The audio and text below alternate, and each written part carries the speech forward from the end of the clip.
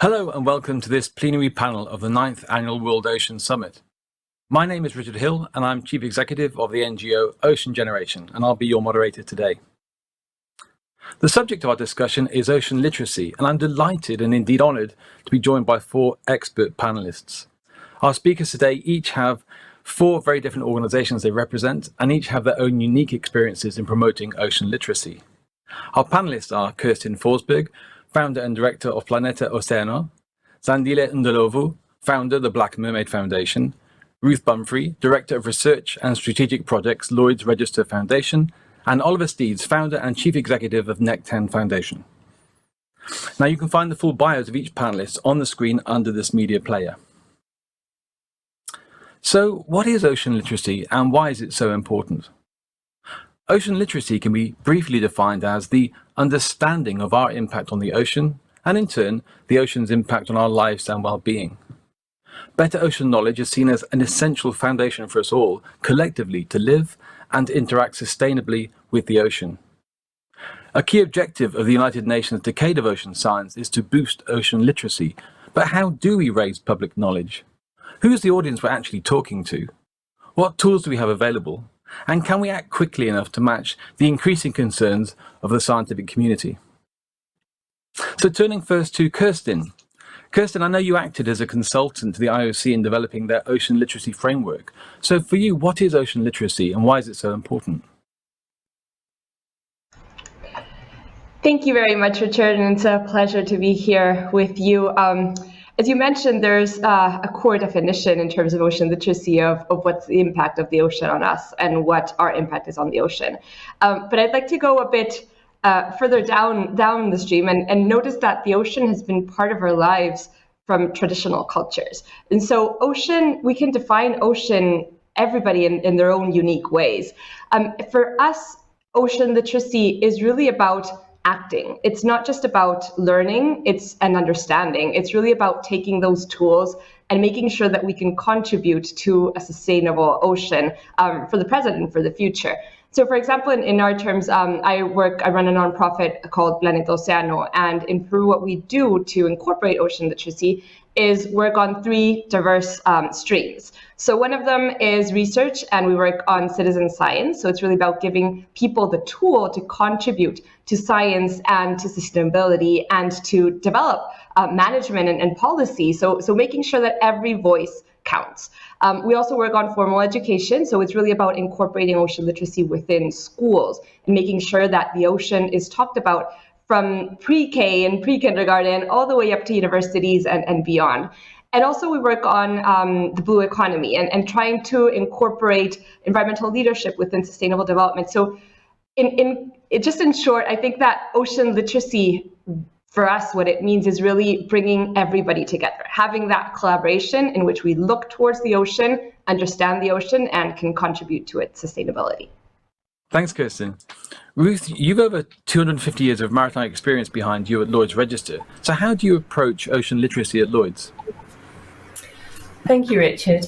Well, we have got that long history, and that long history started with us putting people at the centre and thinking what it is to be safe at sea. So that was the looking backwards, what was it to be safe at sea? Now, if we're going to expand the ocean economy, and the ocean economy will expand in order to meet the needs of the people of the world, how do we make sure that all workers on the ocean, all citizens of the ocean are safe? And how do we make sure that that economy is in a sustainable future, for the oceans? So our aim here is for a safe and sustainable ocean. And to do that, what we're saying is we want to put people at the centre of that. We need to build people into our planning. We need people to have the education and the skills and the rights in order to be safe in their work around the sea. And the second part of that is also, which comes down to the literacy part, not only as citizens do we have rights to be safe, but we also have responsibilities. So we're all part of a blue planet. We're citizens of a blue planet. When if you take the view from space, if you look down at us, we're not citizens of a country. We're citizens of something which connects us, which is the blue on our planet. So if we're going to be citizens of that blue planet, we have to understand what that gives to us. And it gives us every other breath. You talked about carbon sequestration. Every other breath we take comes from the blue. So the literacy part of it comes wherever you are in the world, but the safety comes for all those people that we are going to put into the way of a very volatile environment, often a very dangerous environment. And how do we make sure that the people we send to sea, or the people that work in our coastal zones, the people living along our coastal zones, are safe? So that's our mission, and we see ocean literacy as a key part of a safe and sustainable ocean. Can I just ask you about safety? Because I was just looking at the Ocean Literacy for All toolkit on the IOC website, and it doesn't mention safety. There are 7 perspectives. They look: science, history, geography, gender, values, cultural, and sustainability. Do you think safety should be one of those? I think safety cuts across everything. If you think about Maslow's hierarchy of needs, safety is number 1. But because it's number 1, we hardly ever talk about it. Our foundation's mission is safety. We're there to keep people safe, but actually you forget about it. And especially if we think about things like this just transition, there are many, many people at work today in our coastal zones, at sea, on our ships, in all parts of the economic environment, who are not safe and whose needs are not met, and who we don't even recognize. It's a real case of out of sight and out of mind. So our aim is, as we bring people into the contact with that ocean economy, the ocean space, whether you're a consumer, whether you're in the middle of a continent and consuming things, you should know that there are people at sea who are bringing your goods and your services to you, your food, your energy, all comes from the sea. So that's part of that ocean literacy. And we need to ensure people think about the safety of those workers as they're making their consumer choices. Fantastic. Thanks, Ruth. Now, Oliver, your approach at Nekton Foundation is quite unique in the way you've brought journalists and scientists together across many projects. From your experience, how ocean literate are people, and where do you think the focus should be? Oh, big question. Thank you. Well, I think ocean literacy means so many different things to so many different people, and different people are more literate than other people. If you go to an ocean nation and talk to them, island nations, people there understand the ocean. It's hardwired into who they are and their perspective of who they are. If you could go into COP26, for example, there's a massive lack in terms of where people's ocean literacy there. Considering the ocean regulates our planet's climate, it was pretty embarrassing to see the lack of the ocean in there. So I look at public and policy decision makers and wonder how literate they are, because they're the ones who need to make the decisions quickly at the speed, the scale we need to, if we want to address the challenge that we face. If we look at ocean literacy from an educational point of view, some countries have better opportunities for education around the ocean than others. If we look at culture, in some nations, some cultures have the ocean more wired into their culture across different fields of the cultural sector, whether it's the arts, or whether it's fashion, whether it's television, whether it's sport. All these different aspects do form our culture. But within all of that, the bigger picture that I'm seeing is that the ocean and ocean literacy is far, far from where it needs to be. The level of literacy which we need as people on our planet right now, considering that the ocean is the beating heart of our planet, considering that the ocean regulates our planet's climate, considering all the things that we in this community already know, considering its importance, we have a major lack of literacy across the world, which presents a massive threat to our survival, I would argue. Thanks, Oliver. Now, Zandile, you don't have access to anything like the same structures as some of the other 3. And sometimes the people you're working with have little direct relationship with the sea at all. So what does ocean literacy mean to you in that context?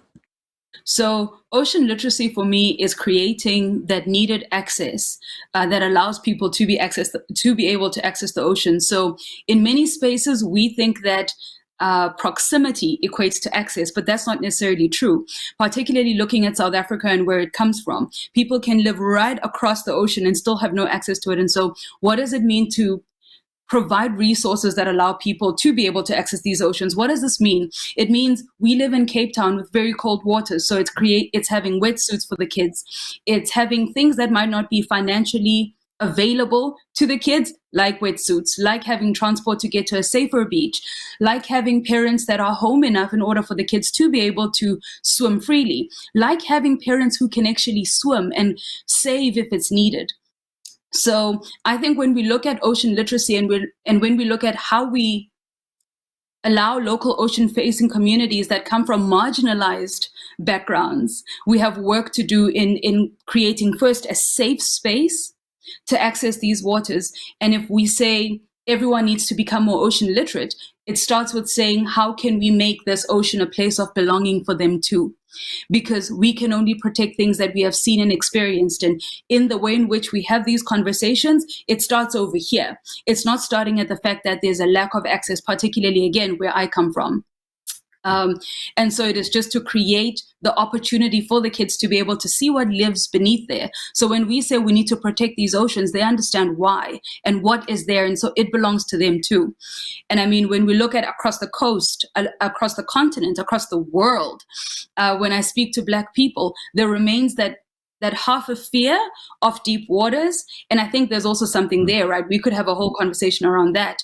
We can have a whole conversation around how we have traditionally accessed these waters. You know, Oliver and Ruth also made a beautiful point about how food security, when we look at how people need to be safe when they go out at sea. Our parents, the way in which they access these waters was again in servitude.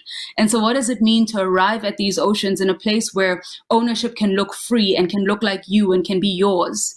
And so we begin to protect these oceans. And it's the citizens, it's these little kids that are going to become presidents, that are going to become policymakers. It is them that we place our hope for in the future. And so we invest accordingly. Thanks, Andy. Now, we've already touched on who we're talking to, the stakeholders, if you like.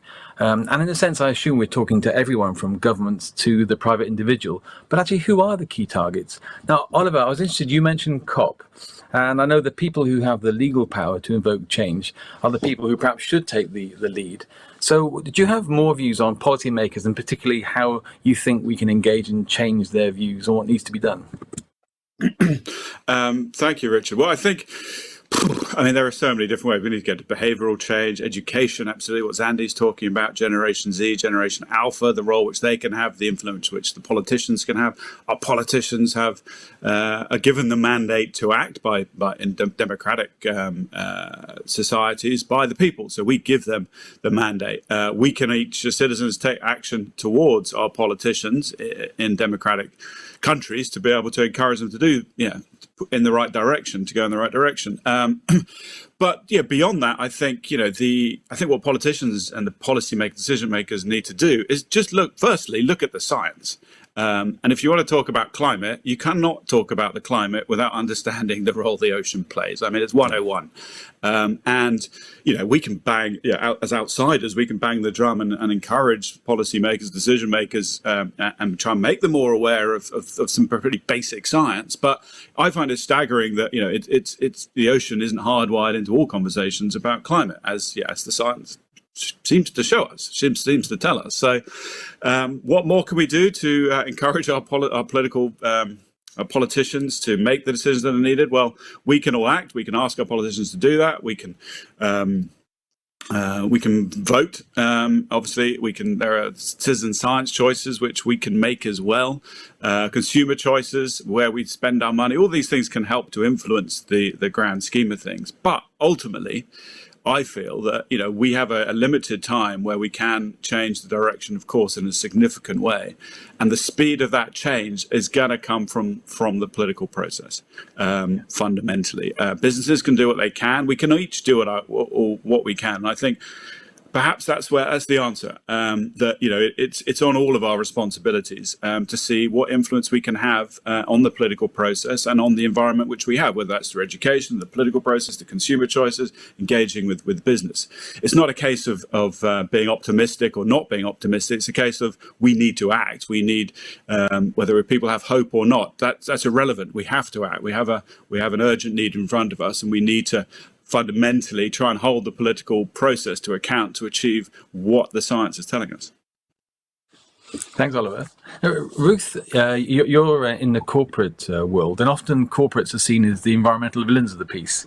But invariably, at the heart of any positive ocean project, you'll find corporate sponsorship. So how do you think we can engage the corporate world more consistently in really championing the ocean cause? I think the corporate world is central to this.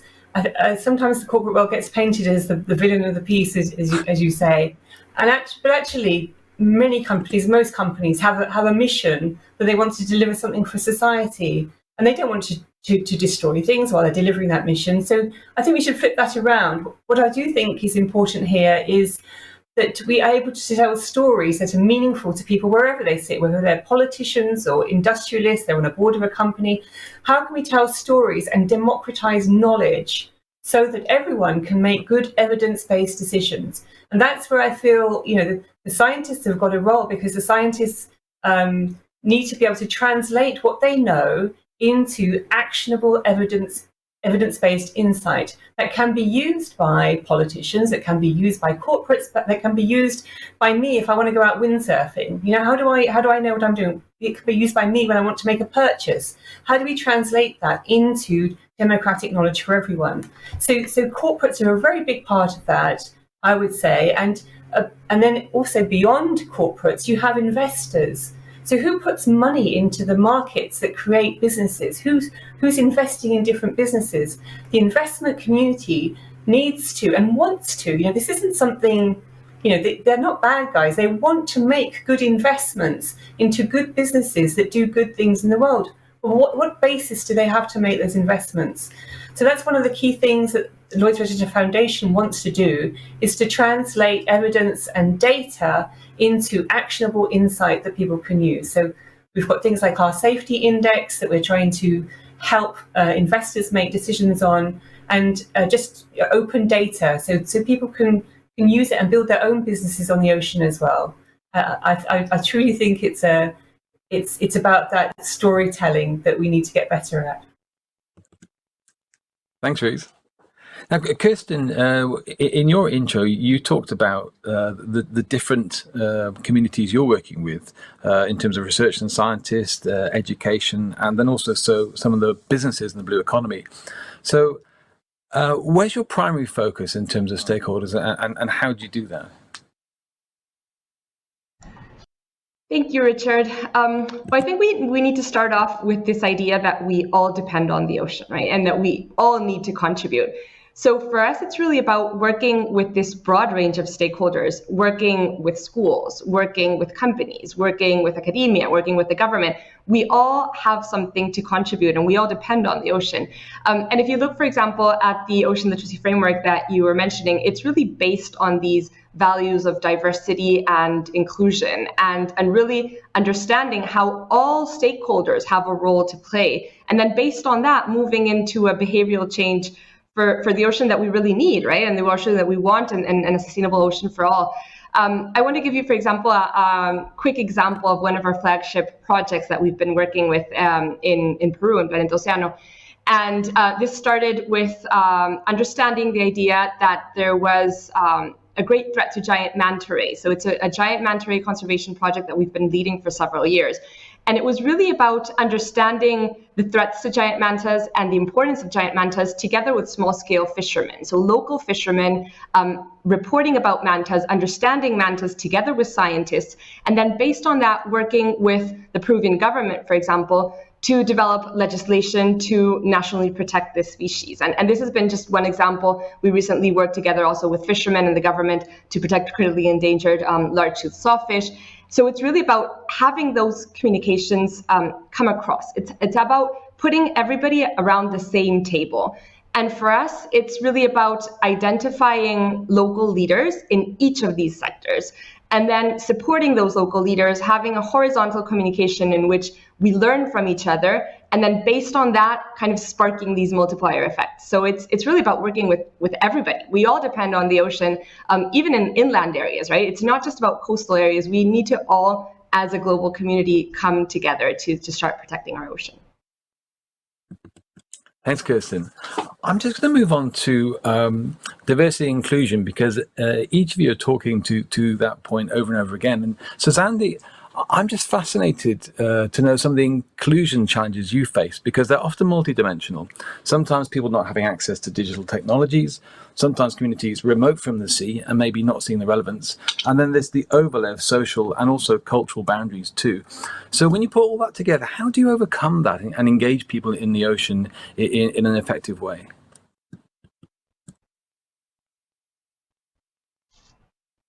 I think how we engage communities in a more effective way is starting by the idea of collaborating. We often, someone earlier spoke about the helicopter approach, which is how ocean conservation often postures when it arrives in these local ocean-facing communities. And I think we have a responsibility to show up and see what the community is doing, trusting that they also are able to be experts perhaps in an African way, and it might not necessarily look Western. So how do we partner where the community is and then seek to co-create towards something that is sustainable for all?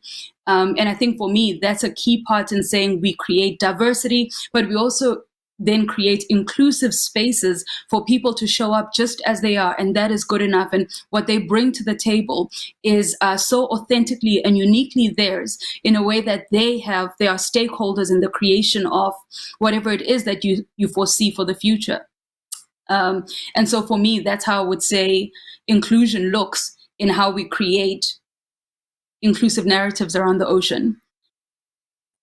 So I'm curious, you're the first free diver, or the black free diver in South Africa. So how did you become a free diver? What was your stimulus? What brought you into the ocean?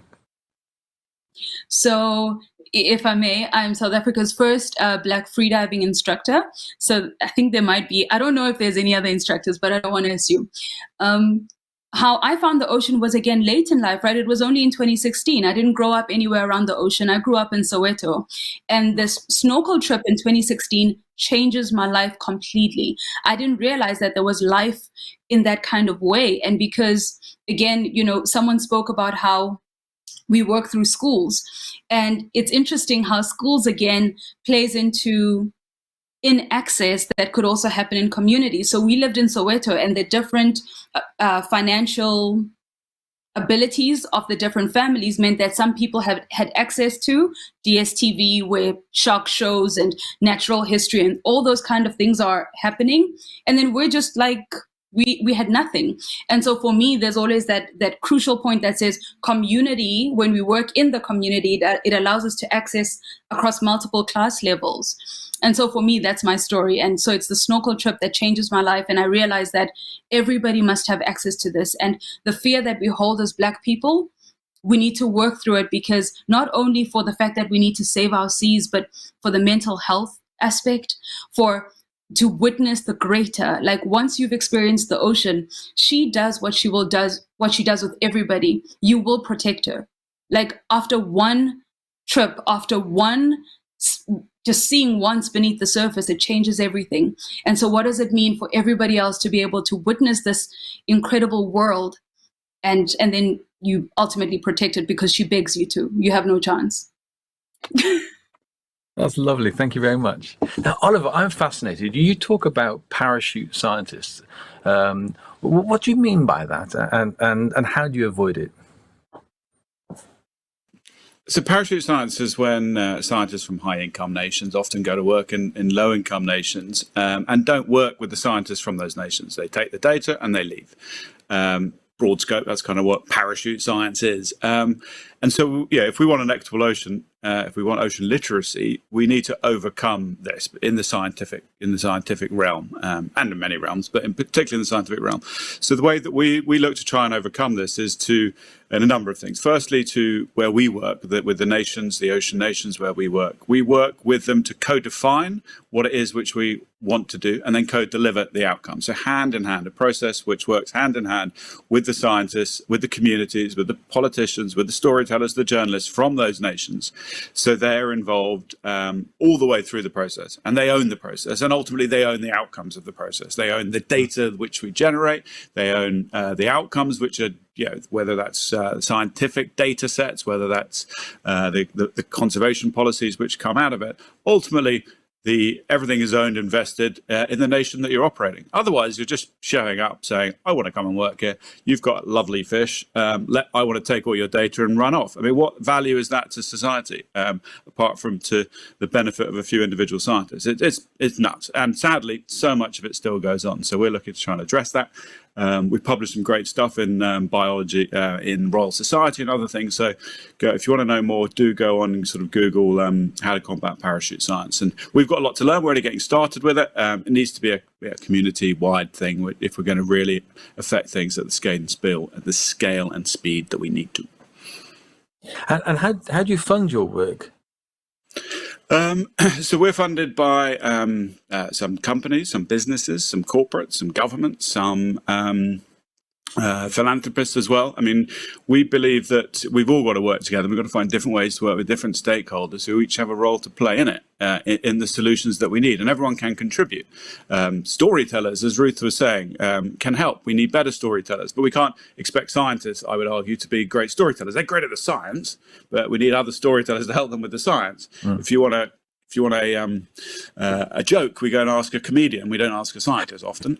So, if we want the stories of the ocean told, we need to find those great storytellers to be able to do that. If we need, and that's all part of sort of how we need to sort of challenge ocean literacy. And when it comes to the funding side, it's very much an alliance of different funders all coming together because, again, the solution towards improving ocean literacy is that interdisciplinary approach by working with different communities, civil society, with governments, with business, with technology providers and media, whoever it is, learning from one another as much as we can and working together towards a shared client that we all have, which is our ocean and our planet. Thanks, Ollie. Now, Ruth, I have to turn to you because as a scientist, I'm not going to ask you to tell a joke, but I'm fascinated because the heart of your organization is science and innovation. So how do you turn that science into something that's accessible for the wider public benefit? And are there any specific initiatives that you see as game changers you'd like to talk about? Thank you. I mean, the heart of my organization is evidence, it's science, it's education, we're evidence-based, but our aim is safety. And so how do we translate our knowledge into a safe outcome? I'll give you an example, and I think this is very relevant for the urgency that we have today, which is in our Safe Seaweed Coalition. So what we can see is a burgeoning global seaweed industry. Now, I say burgeoning global seaweed industry. This has been an indigenous industry around the world for generations, for millennia. So, of course, from a Western perspective, that looks like a burgeoning industry, but to other people it doesn't. But if we're going to scale that, if that's going to be a sustainable industry into the future, we need to, first of all, ask ourselves the question, what's the impact on the oceans and the environment for that industry's growth? And the second question is, and if people go to work in that industry, how safe are they? And those two questions are key. So how do you then scale up from artisan to global industry? And we started off by bringing together those voices and saying we need a shared set of principles, a shared set of aims. And we've had everyone, we had hundreds of signatories to our seaweed manifesto that we set out. Lots of different types of companies, micro farmers, global corporates. The UN Global Compact helped us put that together as well. And by getting a shared voice, we can then say, right, if we all agree that we want to do this, what are the safe transition? What's the safety issues that we need to now address in order to grow that industry globally? And so then we build up a set of technology standards. What are the standards for seaweed that will need to be safe and for people working in that industry to keep them safe? Because we believe you can't be sustainable if you're not safe, and you can't get there quickly. And that speed, that urgency is another key part of the conversation we should be having today. Because if we need to do this quickly, in 5 years' time, we're going to double our seafood, and in 10 years' time, we're going to double the whole ocean economy. So this isn't something we can hang around for. And the political timetable for, zero carbon, yes, that's going to push something, but actually it's going to happen a lot quicker than that. So we need to be putting in technical standards, scientific standards, database standards to help everyone have access to that. And by everyone, I mean everyone. By everyone, I mean, where is the population in the world today? It's not in the West. It's not in the English-speaking world. It's elsewhere. So that's where the action needs to happen, and that's where the knowledge needs to be. Thanks, Richard. Thank you very much. Well, Kerstin, you're not an English-speaking world in Peru, and you've scaled at speed in what you've done. So how have you managed to engage so many different stakeholders in working together in partnership for ocean goals? Thank you, Richard. So I think that the first thing is recognizing that local people are the experts of their own area, right? So I think when I first started, straight out of undergrad school, and I formed Planeta Oceano, I had heard a lot about, scientists kind of describing the same thing that Oliver's describing in terms of the parachute science, but not only in terms of one country to the other, but also from urban areas to rural areas, right? It's really about bringing everybody together, like those local fishermen that are there at the ground. So what I did at that point was go out to the communities and just start to learn about what the fishermen had to tell me, just like start to listen. And I think that listening is key, really making sure that we are all on the same ground and starting conversations, recognizing the fact that we all need to learn from each other, every single person, even if it's, my 8-year-old daughter that I learn from every day, right? So we really need to learn from each other. And based on that conversation and trust is where I think we can develop ownership, right? And that's where the other panelists are mentioning this term of co-design and co-creation. If we're just going to create something for others to follow, then they won't follow. We need to create this together with others so that we can move forward, right? And this has been really eye-opening for me. For example, when we worked with schools in northern Peru, and we set out to develop a marine educators network in which teachers were incorporating ocean literacy within schools. And it wasn't us kind of bringing this information to schools. It was really assessing with schools what they need, and based on that, getting that ownership and appreciation. So I think that ownership is the key, and it starts with that horizontal communication, that trust, and that willingness to collaborate.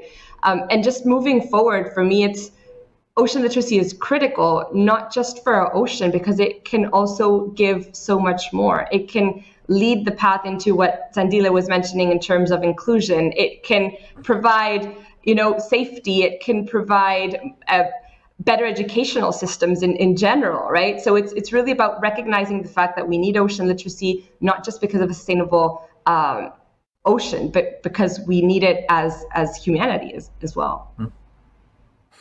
And in terms of the education work you do in schools, how sophisticated are the materials? What opportunity do you have to deploy digitally, for example, or are you limited by resources on the ground? So I'd say those both were definitely limited as well in terms of resources. And we're talking about schools, again, that the first time that I approached the schools, they were kids that were going to school. Their school was in front of the ocean, and they never went to the beach. They never talked about the ocean. And I think that we even can see that in our own generation as well. I was never talked about the ocean in school, right? So these things need to start transforming. And moving forward, I think that what we need to do is get that collaboration and get that innovation and creativity to move forward to get those resources. So the resources that we have, for example, is bringing in small-scale fishermen to talk with the kids about their, activities at sea. And then now that we have, for example, the pandemic, and that slowly there's been more technology within the communities, we're starting to develop, for example, a program called Connecting Schools, in which we're bridging together kids from different communities to talk to each other about their own ocean communities and about developing their own environmental projects. So I think that, yes, there are many challenges, but as a society, we need to start understanding these challenges and addressing them, and understanding that ocean literacy, even though it's critically needed in schools, it's critically needed in all sectors. So I would say many times people talk about ocean literacy as something that's different, right? Or that they don't understand, but we need to make sure that every single person that's attending this conference, that's hearing this session, or that is, walking across the street, understands that ocean literacy is important for them. Thanks, Kerstin. Sandy, I saw you smiling when Kerstin was talking. There was obviously something in that really chimed for you. Oh, bummer. Now I can't remember, but Kerstin said so many beautiful things. We need to create that access. Inclusion is how we change the world, and everybody needs to be able to access the ocean wherever it is that they are in the pipeline of humanity. And just the co-creation space and just allowing indigenous knowledge to also be expert knowledge. There's so much that's been said that's been beautiful. We had in my own organisation an experience because we do, on the one hand, sort of iPad delivered digital work for children in schools, but also we have partners working in Australia, working with indigenous populations who have no written language. And so it's a completely different type of storytelling, but it's always storytelling eventually, where people communicate.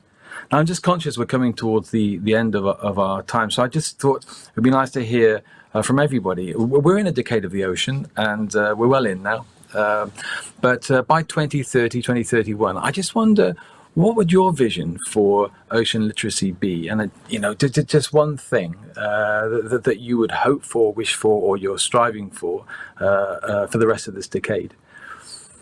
Oliver, what do you think? That's a great question, Richard. Before I answer that question, I'm going to ask you to answer that question first, because I'm sure you've got a great insight for all of us. No, for me, it would, from what I'm doing with Ocean Generation, working with youth, it would be two things.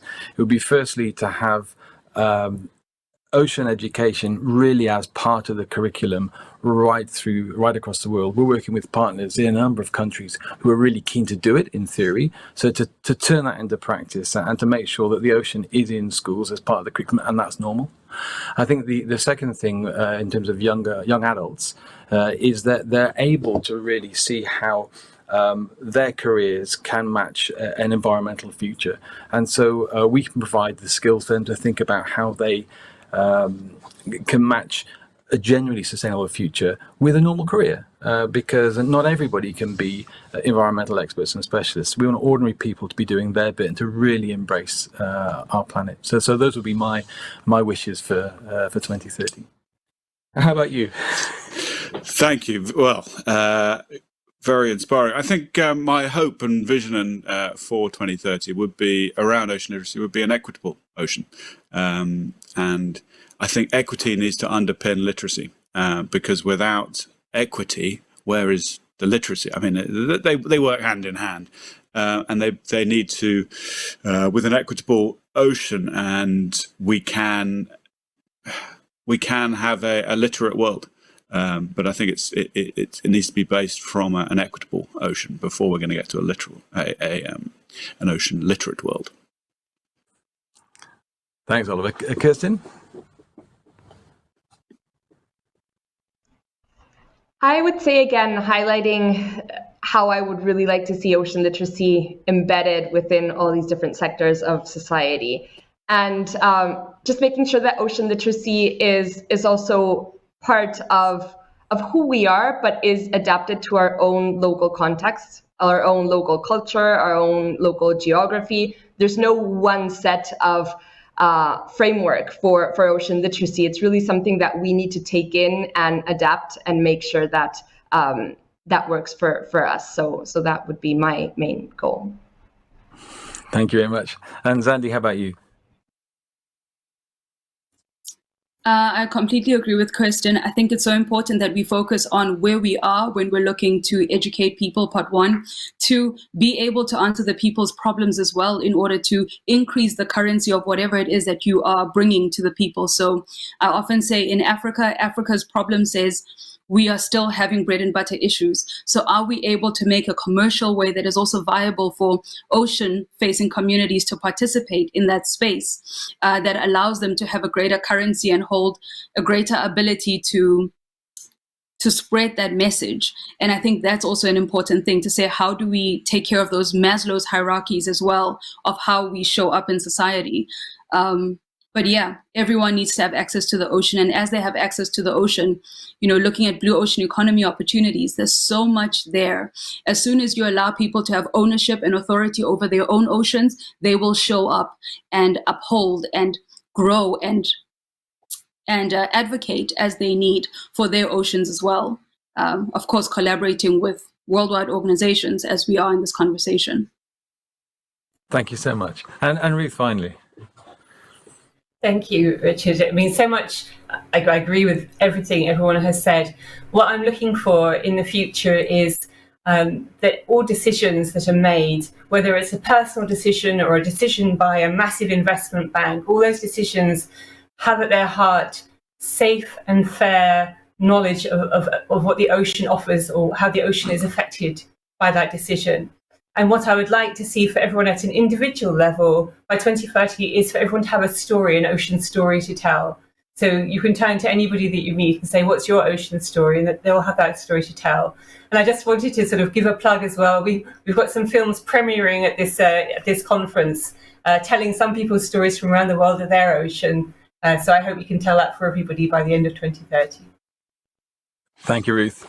Well, that's about all we have time for. So before we close, I'd just like to summarize some key takeaways. I think we're all agreed that raising the level of ocean literacy is critical because the ocean has such an important role to play in safeguarding the future of life on this planet. And you do care more about what you love and understand. And ocean literacy really has to be for everyone. We need all parts of society engaging and working together, reaching out with partnerships across traditional boundaries and bringing knowledge into our everyday lives and ways of working.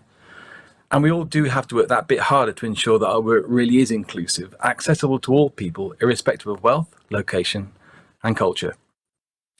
So in closing, a big thank you to all our panelists for their time, and indeed to you all for taking the time to join us today. And please do stay tuned for more sessions of the 9th Annual World Ocean Summit. Thank you very much.